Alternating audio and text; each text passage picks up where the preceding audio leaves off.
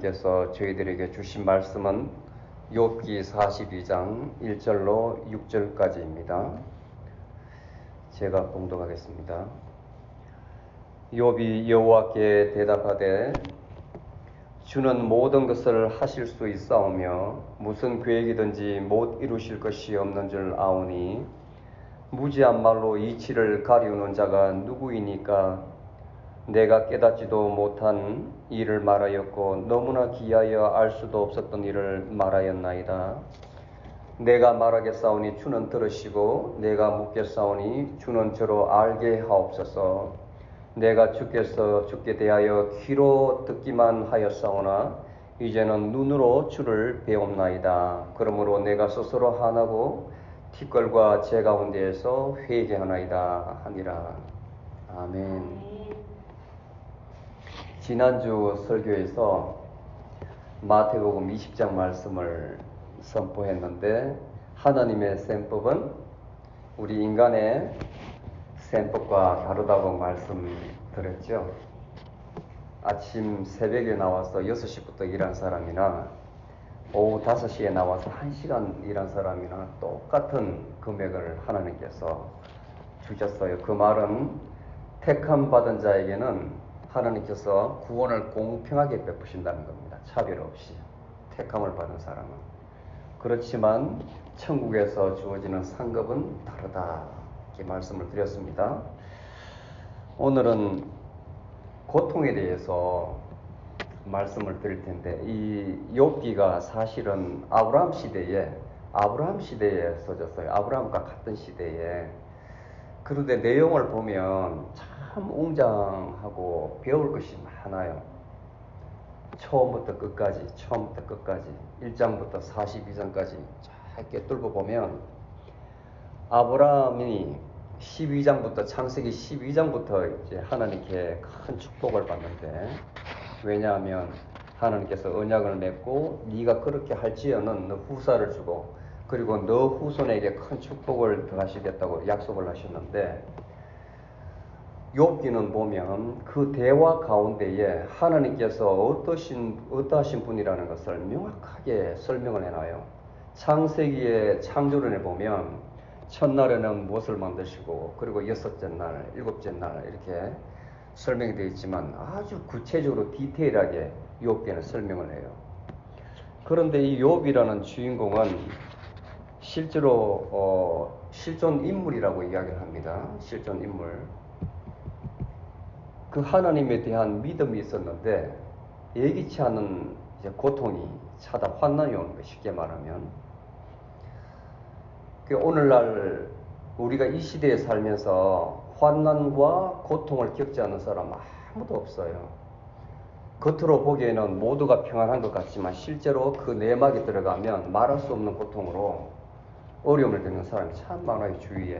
그런데 그 고통이 찾아왔을 때 대처하는 그 방법에 따라 가지고 태도에 따라서 그 사람의 인격이 다른 거예요. 인격이.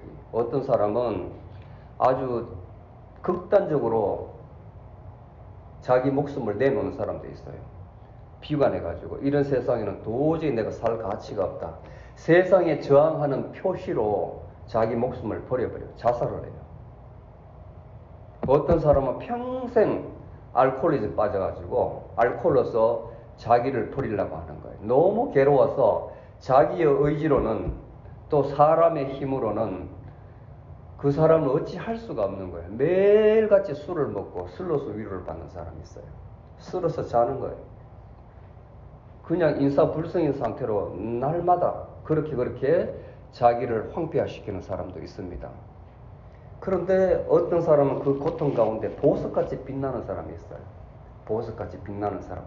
도저히 인간의 생각으로서는 할 수 없는 태도와 말을 견지해서 빛나는 사람이 있다고요. 빛나는 사람. 지금부터 700년 전에 헨리 수조라는 사람이 있었는데 이 사람이 아주 유명한 그 독일 도미니칸 수도회의 수도사였는데 아름다운 책을 참 많이 냈습니다. 그 중에 The Little Book of Eternal Wisdom이라는 책이 있어요. 한 300페이지 정도 되는 책인데 거기에 보면 13장에 이제 고통에 대해서 말이 나와요. 고통에 대해서. 말이 너무 예뻐요. 그분이 정의한 고통을 쭉 제가 보니까 마음에 와닿는 게 참 많아가지고 제가 이제 소개를 하고 오늘 본문으로 들어가겠습니다. 고통이란 자신을 온전히 하나님께 드릴 수 있는 최선의 삶. 구원에 이르게 하는 고통은 하나님께 선택된 자에게만 주어진대요. 제가 처음에 말씀드렸죠. 고통이 오더라도 어떤 사람은 극단적인 사람이 있고 비가 나는 사람이 있는데 보석처럼 빛나는 사람. 구원에 이르게 하는 그 고통은 하나님께 선택받은 사람. 자기 목숨을 스스로 버리는 사람은 하나님께 버림받은 사람. 그리고 이 고통은 세상의 눈으로 보면은 치욕이지만 하나님 앞에서는 무한한 영광이라는 거예요. 예를 들어서 그 사람이 뭐 고통도 여러 가지 종류가 있잖아요. 몸을 쳐서 그 건강하던 사람이 갑자기 쓰러지는 경우, 뭐 전혀 징조가 없었는데, 증상도 없었는데 몸이 뭐 암이 사기다, 암 말기다. 그 다음에 잘 번창하던 사업이 하루아침에 부도가 나갔죠. 딱 망했어요. 뒤에서 사람들은 험담을 하겠죠. 저 사람 지연죄가 많아서 그렇다고. 지연죄가 많아서.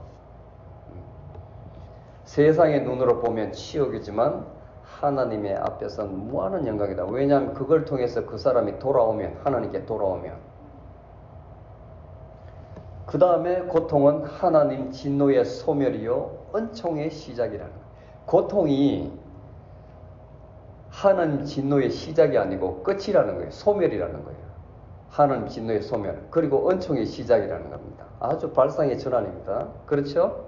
고통이 오면 하나님 진노라고 우리가 그렇게 생각하잖아요. 벌 받았다고. 그런데 그것의 끝이라는 거예요. 하나님 은총의 시작이다. 그리고 고통은 땅에 속한 사람을 하늘에 속하게 만든다. 오로지 이 땅을 살면서 부귀와 명예, 남들보다 높임을 받고 많이 가져야 되고, 그게 이 땅에 사는 사람들의 속성인데, 그 사람들을 아주 험불하게 만들어서 하나님 뜻에 맛깔스러운 사람, 하늘에 속한 사람으로 만드는 것이 바로 고통이라고 헨리 수조가 이야기했어요. 공감해요? 공감하세요? 참 은혜를, 이 책을 보면서, 오래된 책이에요. 오래된 옛날 그 올드 잉글리시 되어 있는데 이렇게 번역이 돼가지고 참 은혜스러워요. 은혜스러워요. 오늘 이 욥은 동방에서 가장 큰 자, 무슨 말이냐면 가장 부자였다는 거예요. 가장 부자.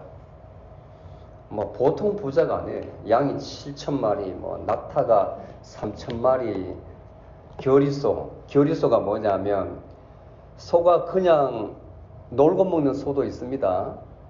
그런데 그 위에 이제 멍에를 씌워가지고 일을 도와주는 소 있잖아요. 일을 도와주는, 이 멍에를 씌워가지고 밭을 갈 때 이용하는 소를 겨리소라 그래요. 겨리소. 그 소가 500마리, 암나기가 500마리, 그리고 무수한 종들이 있었습니다. 그리고 자녀들도 아들이 7명, 딸이 3명, 10명이 있었고, 얼마나 축복을 받는, 뭐가 하나 부족함이 없어요. 부족함이. 동방에서 가장 큰 자, 부자였어요. 그런데 1, 2차 하늘에서 어전회의가 열렸는데 하늘에는 공중 권세 잡은 자 사탄도 있습니다. 사탄은 천사입니다. 천사. 그리고 천사들을 다 모아놓고 사탄도 거기 이제 참석을 했는데, 하나님께서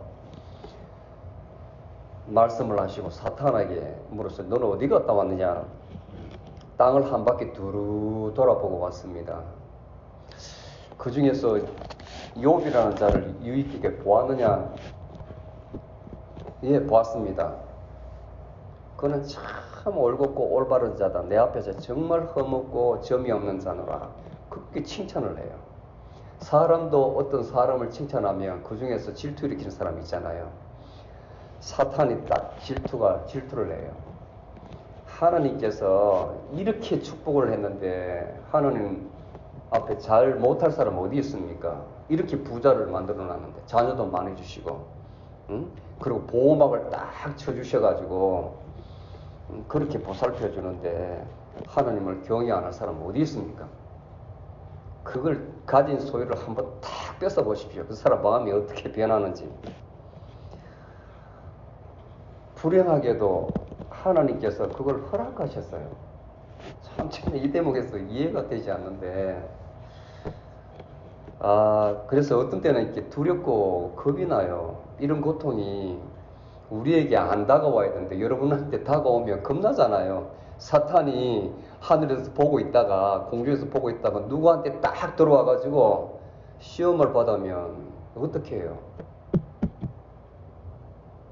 정말 아찔하더라고요. 근간에 이 가까운 사람이, 정말 건강한 사람이 암이 걸렸다는 말 듣고, 그게 그냥 들을 일이 아닌 거예요. 그냥 일이.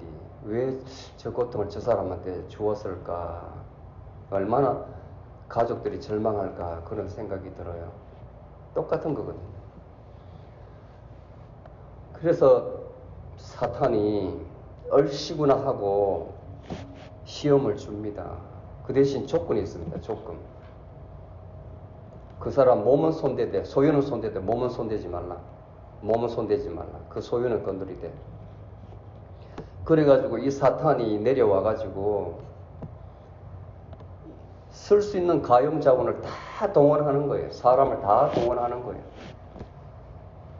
서바인들이 와가지고 소, 나귀 들판에서 풀 뜯어먹고 있는 서바인들이 소와 나귀를 죽이고 약탈하고 종들을 다 죽여버리고, 그리고 하늘에서 불이 내려와가지고 천둥번개가 쳤겠죠. 양떼들을 다 불태워 죽이고, 그리고 양떼를 돌보다 모섬도 죽이고, 그리고 그 포악한 갈대아인들이 와가지고 그 비싼 낙대를 다 뺏어가고 종로를 또 죽이고, 마지막에는 큰 강풍이 불어와가지고 그 크노피라 그러죠. 크노피 요즘 말로는 집안에서 연애를 하고 있던, 연애가 아니고 연회입니다. 파티를 하고 있던 자녀 10명이 그 안에 있었는데 강풍이 불어와가지고 기둥을 다 쓰러뜨림으로 집이 무너져가지고 동시에 자녀들이 다 죽어버렸어요. 한 명도 아니고 다 죽어버렸어요. 그냥 걸러 보지 말고 여러분들이라면 어떻게 했어요? 자기가 가지고 있는 소유물 다 뺏어가도 그야말로 절망일 텐데, 내 피부치 10명을 다 뺏어갔으니 견딜 수 있겠습니까? 그런데 하나님께서 말씀하셨듯이 욥은 내 앞에서 의로운 자라 그랬잖아요. 의로운 자라 그랬잖아요. 그 순간에도 욥은 하나님을 원망하지 않았어요.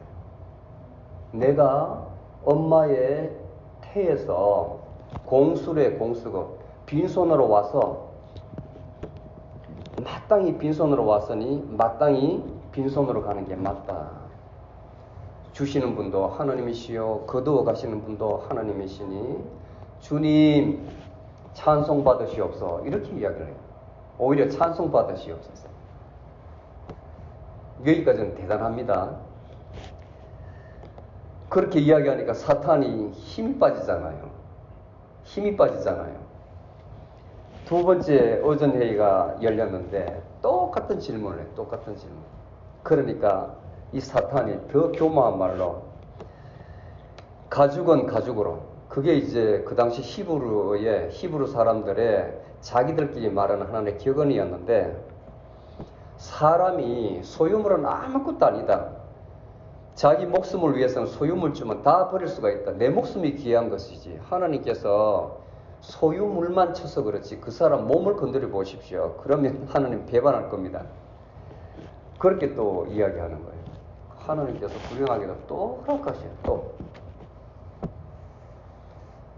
조건을 걸었습니다. 하나님께서 그 사람의 몸은 건들되 생명은 건들지 마라.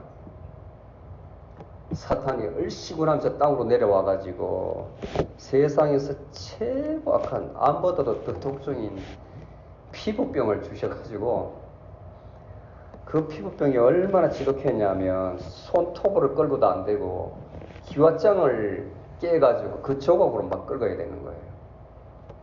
너무 괴로운 거예요. 그러니까 그 아내도 참 독합니다. 아내도 보니까 욥의 아내 독해요. 소크라테스 아내도 독했다는데, 그래서 철학자가 났다는데 유명한 사람들의 아내는 다 독한 것 같아요. 야, 이 인간아, 네가 그래도 하나님 믿냐? 참 독해요. 나가 죽으라 그러는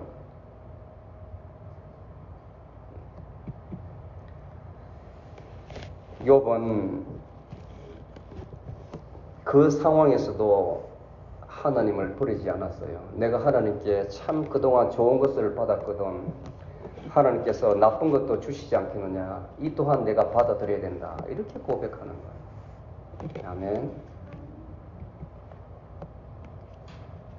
그러니까 이 소문을 듣고 욥이 너무 고통을 받으니까 이제 친구 3명이 찾아옵니다. 위로하기 위해서.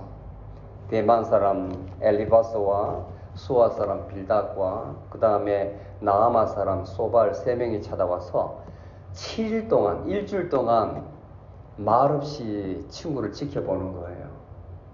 잠도 못 자고 밤낮으로 이제 건지러 대니까 막 여기 건질고 저기 건질고 여기 건질고.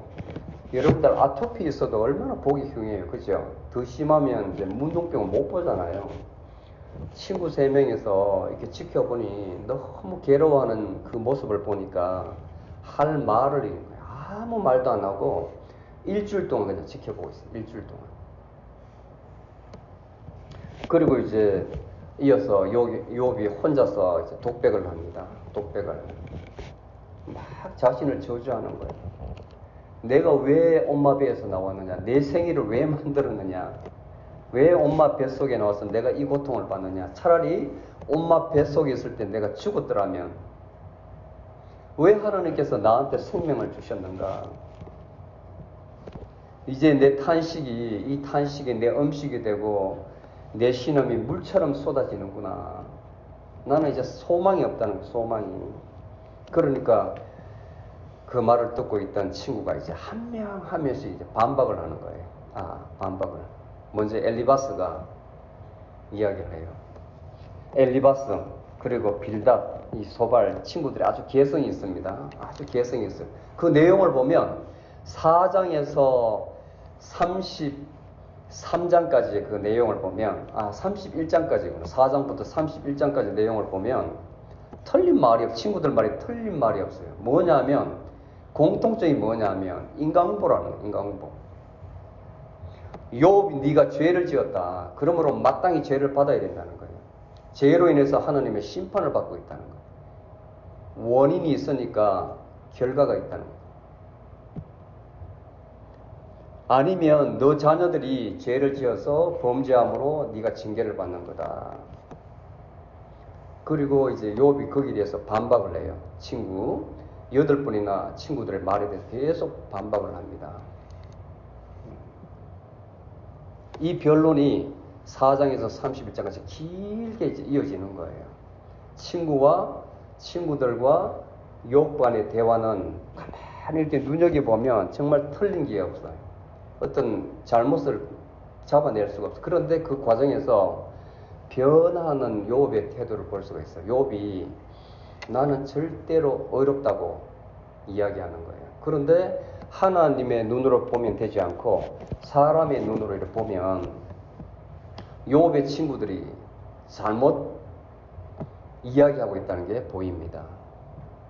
욥의 친구들이 하나님의 눈으로, 하나님의 대언으로 말하는 것이 아니라 사람의 입으로 이야기를 하는 거예요. 그러니까 사람의 말로 하니까 욥을 자꾸 심기를 불편하게 만드는 거예요. 사람의 상담을 할 때도 마찬가지입니다. 오늘날 기술적인 방법이 많이 동원이 되는데 사람의 생각으로 하면 잘못하면 그 사람의 아픈 부분을 건들면 큰일 나거든요. 큰일 나거든요. 오늘날 심리학자나 정신분석학자를 굉장히 조심해야 될 거예요. 그 다음에 또 너무 감정이입이 돼가지고 그 사람과 동일체가 되면 큰 또 사고가 나요. 쉽게 말해서 둘이 의사와 환자가 결혼할 수도 있어요. 잘못돼가지고. 그래 되면 큰 문제가 생기거든요. 동일시되면. 그러니까 항상 한 스텝 빠져가지고 하나님의 변을 받아서 하나님의 지혜를 받아서 상담을 해야 되는데 친구들이 너무나 욥을 모퉁이로 계속 콘으로 몰아넣어버린 거예요. 너가 잘못했다. 너가 잘못했다. 그러니까 욥이 거기에 대해서 인정을 하지 않는 거예요. 마지막에 엘리후라는 친구가 딱 나타나서 내가 가만히 들어보니까 너도 잘못됐고 너도 잘못되었다. 나는 나이 들면 다 지혜 있는 줄 알았는데 그게 아니더라.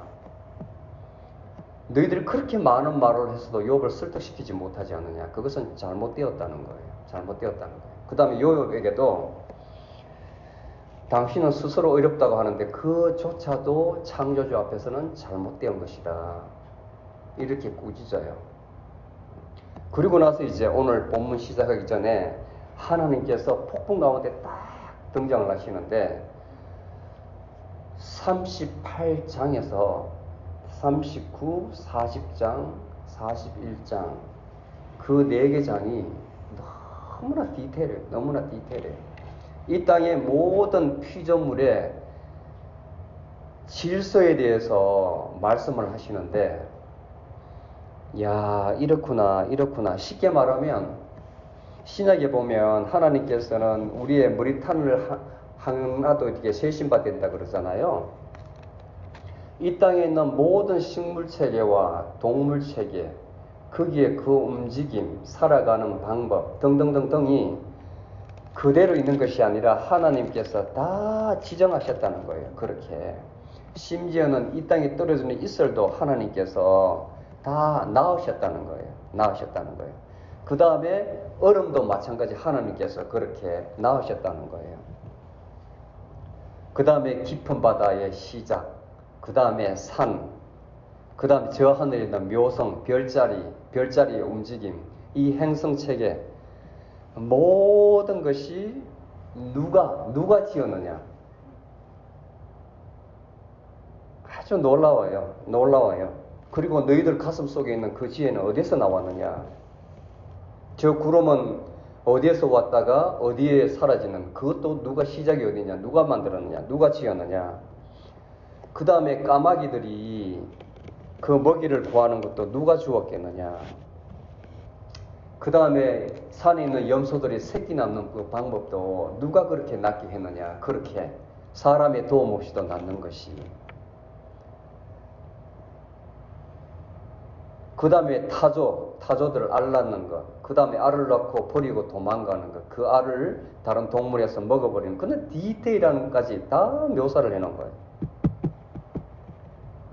그리고 이제 후반부에 그 아구라는 레비아탄이라 그러는데 아구와 하마에 대해서 천지에 가장 힘이 있는 이 하마 그리고 레비아탄 이 아구 그 아구의 어떤 그 힘은 사람이 당할 수가 없는 그것도 하나님 심줄 하나까지도 근육 하나까지도 하나님께서 다 그렇게 만드셨다는 거예요. 아구 같은 경우는 땅 위에서도 힘이 세지만 물 속에서도 힘이 있는 거예요. 하마도 마찬가지고 하마도. 그런데 너 인간들은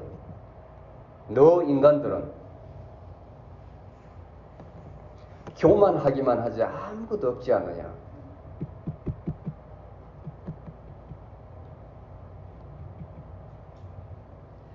자, 여기에서 오늘 본문에 들어갑니다. 여기까지 하고 욥이 하나님을 그 말씀을 듣고 나서 크게 깨달은 거예요.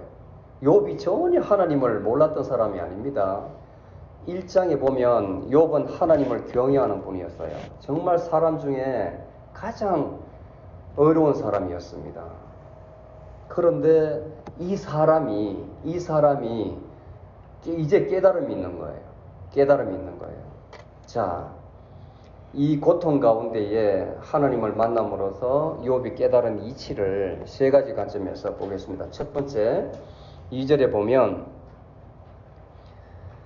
주는 모든 것을 하실 수 있사오며 무슨 계획이든지 못 이루실 것이 없는 줄 아오니 하나님께서는 모든 것을 하실 수 있는 분, 전능자라는 전능자. 이걸 욥이 이제 깨달은 거예요. 이제 하나님을 믿는다 하면서도 하나님께 직접 말씀을 음성을 듣고 이제 깨달은 거예요. 그러면 욥이 깨달은 이 모든 것을 하실 수 있는 전능자 하나님은 어떤 분이신가? 누구이신가? 여러분들 생각해 보셨어요? 하나님? 기도할 때 늘 하나님, 주님 찾잖아요. 이 하나님이 어떠신 분이신지를 정리해 봤습니까? 마음속에 또는 머릿속에?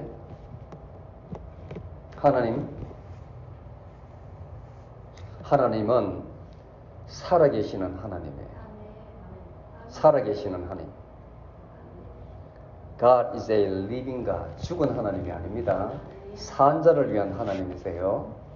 그게 왜 증명이 되냐면, 살아계신 하나님이라는 게 왜 증명이 되냐면 이유를 설명해 볼게요. 첫 번째, 이 세상의 질서에는, 법칙에는 인과관계가 있다는 거예요. 인과관계. 인과관계 뭐냐면 어떤 결과는 원인이 있다는 거예요. 원인이 있기 때문에 결과가 있는데 그 사이에 원인이 있게 한 분이 누군가가 있을 거 아니에요. 그렇게 여러분들이 어떤 생각을 했다면 그 생각이 어디서 나나요? 어디서? 항상 소스가 있어요. 근원이 있다고요. 모든 일에는 근원이, 이유 없는 무엇이 없다는 거예요. 처녀가 임신을 해도 이유가 있습니다. 이유가 있으니까 임신을 하죠. 이 처녀는 죽어도 나는 남자를 모른다면 그건 거짓 아닙니까? 원인이 있다는 거예요. 하나님께서만 아는 원인이 있다는 거예요. 그 다음에 하나님께서 살아계시다는 그 증거는 우주의 법칙과 질서가 있다는 겁니다.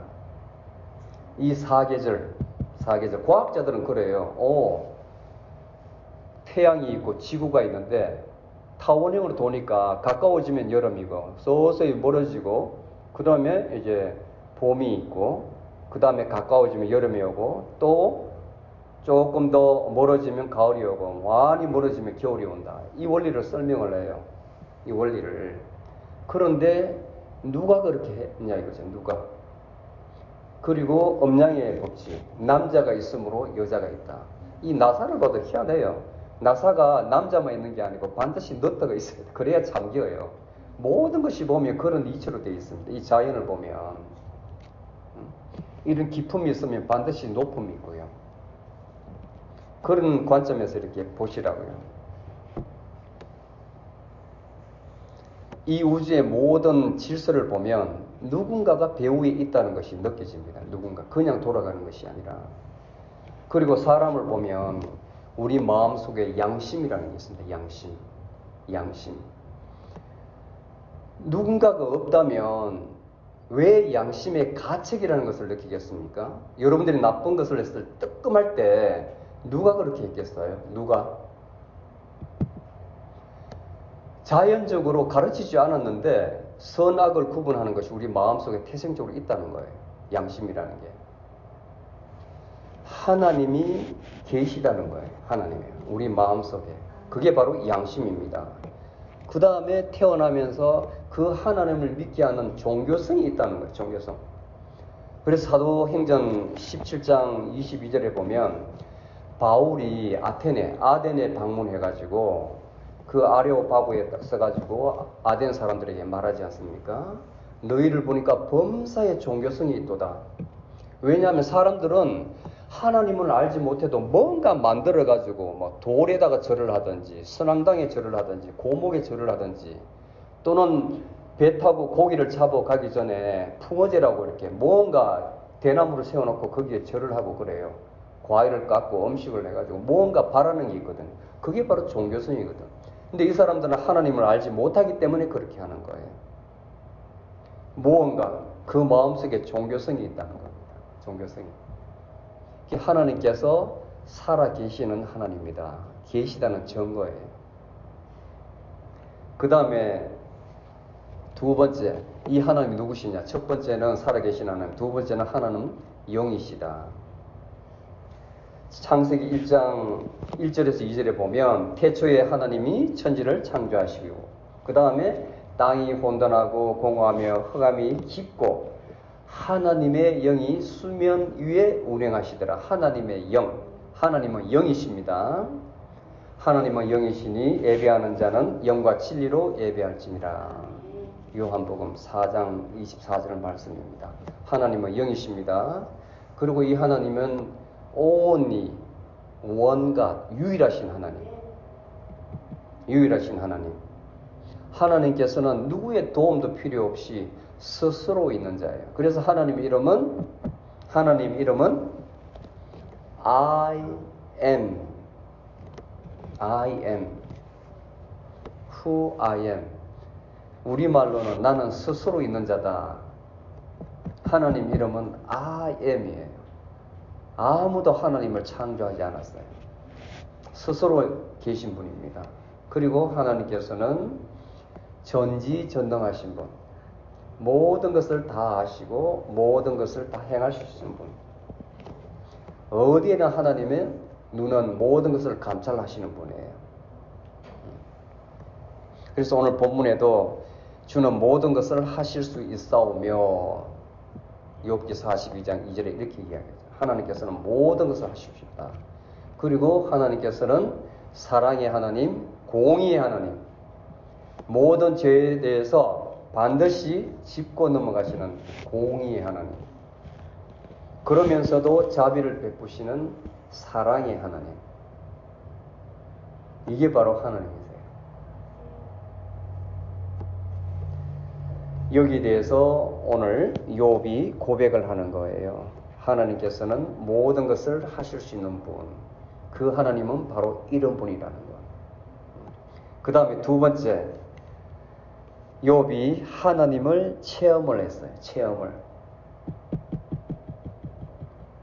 5절에 보니까 그동안 내가 귀로만 듣기만 했었는데 이제는 눈으로 주를 배웠나니 하나님을 체험을 한 거예요. 소문으로만 듣던 하나님을 직접 들음으로써 하나님을 알게 되었습니다. 그리고 단순히 소문 들어서 귀로만 들어가지고 지식적으로 하나님을 알았는데 직접 경험한 거예요. 직접.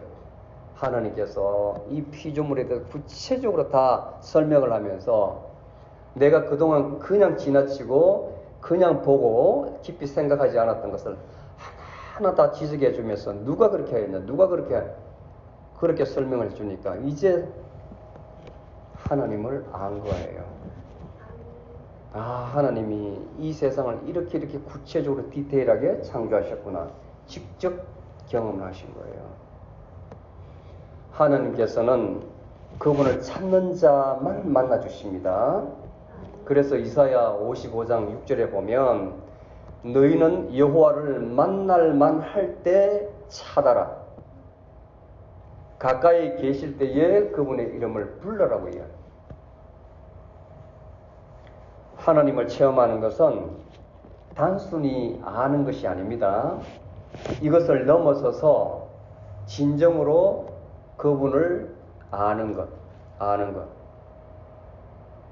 단순히 지식적으로 하나님을 아는 것이 아니라 참으로 그분에 대해서 아는 것. 어디를 통해서?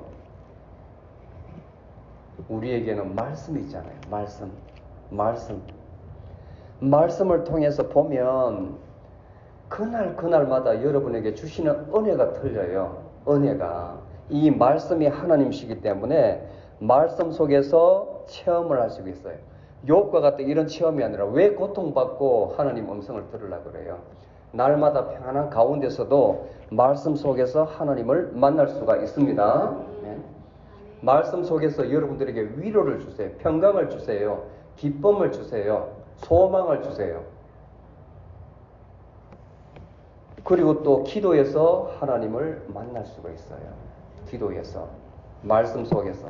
말씀 가지고 기도를 하면 하나님께서 굉장한 평안을 주시고 지혜를 주십니다. 뭔 큰 일이 있을 때에 사람을 붙잡고 찾아가서 이렇게 할 그게 없어요. 기도하면 내가 생각지도 않는 지혜를 주신다고. 생각지도 않는 말을 하게 하시고 그 상황을 잘 해결하게 하신다. 그게 바로 살아있는 하나님, 그리고 체험한 하나님. 여러분들 체험할 수 있습니다. 아멘. 그 다음 마지막으로 6절에 보면 회개하나이다. 자, 이렇게 체험했는데 기쁨이 아니라 회개를 하는 거예요. 회개를. 하나님을 만나 욥의 태도입니다. 태도. 얼마나 귀엽습니까? 그동안 친구와 싸울 때는 내가 뭐 잘못했는데 친구들이 워낙 공격을 해야 되니까 너가 잘못해가지고 우리들이 알지 못하는 죄를 지었기 때문에 네가 징계를 받는다 그러니까 너무나 화가 났는데 하나님 말씀을 듣고 나서는 완전히 낮아져가지고 회개를 하는 거예요. 욥에게도 회개할 게 있었던 거예요. 욥에게도.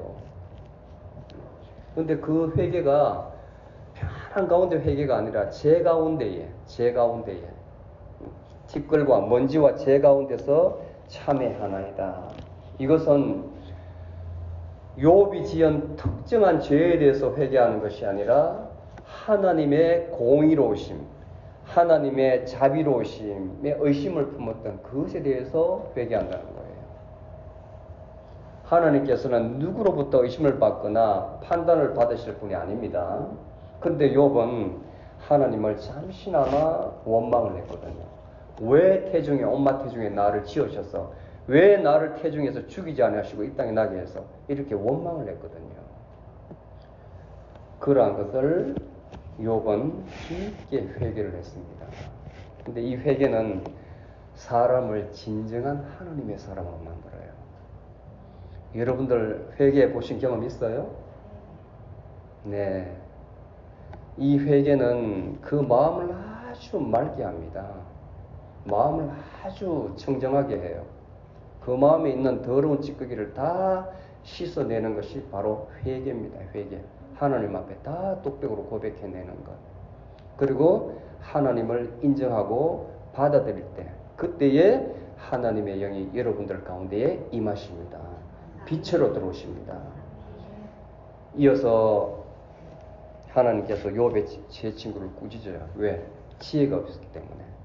옳게 하나님의 말을 대언하지 못했기 때문에, 자기의 생각을 말했기 때문에. 그래서 너희들이 소를 가지고 7마리를 가지고 욥에 가서 사과하라. 욥이 받아들입니다. 그리고 욥은 그 사이에 잃었던, 사탄의 시험으로 인해서 다 잃었던 소유, 그리고 사탄의 시험에 의해서 다 잃었던 자녀들 그대로 돌려받아요. 소유는 2배, 갑절. 자녀들은 그대로 10명씩. 근데 그 딸들은 천하의 미인이었어요. 앞에 3딸은 못생겼어요. 그런데 다시 주신 딸들은 천하의 미인이었어요. 천하의 미인. 굉장한 축복을 받았습니다. 자, 여러분들 하나님을 안다고 하셨는데 욥의 질문으로 제가 여러분들에게 질문을 하고 말씀을 마치겠습니다. 하나님을 여러분들 아십니까? 대답을 안 하시네요. 하나님을 아십니까?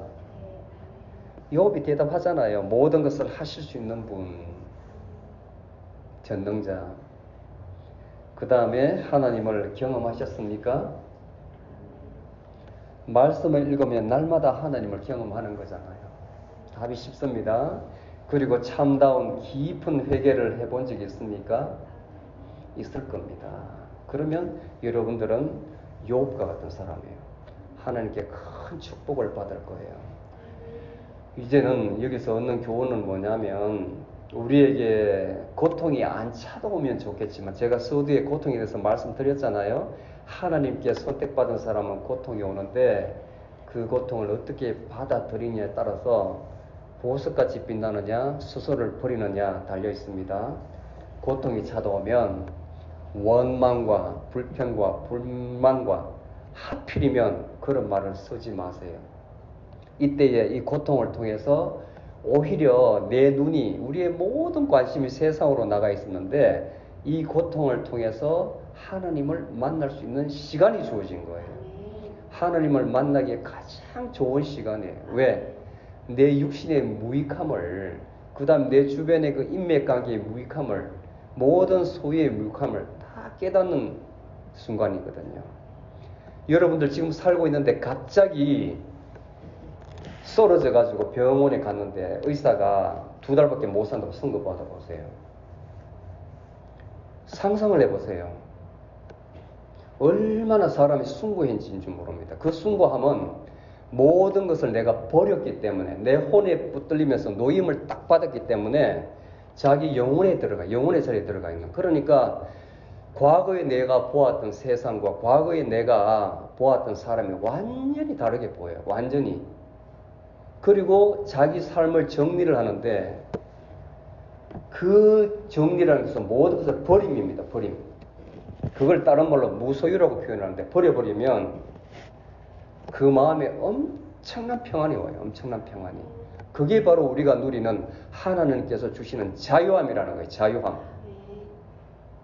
근데 그것을 평상시에 여러분들이 가진 것을 다 가졌을 때는 더 많이 가지고 싶어서 그 자유함 속에 부자유함이 들어가 가지고 그 자유함을 누릴 수가 없는 거예요.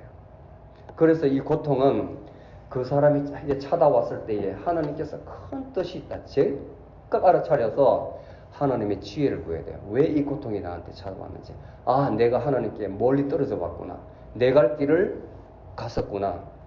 하나님의 자리로 돌아가야 되겠구나. 빨리 깨닫는 게 중요합니다. 그러면 그 고통을 대하는 자세가 여러분들 완전히 틀려져요. 틀려져요. 감사함으로 바뀌어요. 하필이면 그 원망이 아니라 감사함으로 바뀌어요. 그러면 그 고통은 은혜라고 그러잖아요. 은혜의 시작이라고 그러잖아요. 하나님의 분노가 아니고, 그렇게 그 고통이 지나가면 하나님께서 갑절의 소유의 축복을 주시고 여러분들을 온전한 하나님의 사람으로 만들 것입니다. 아멘.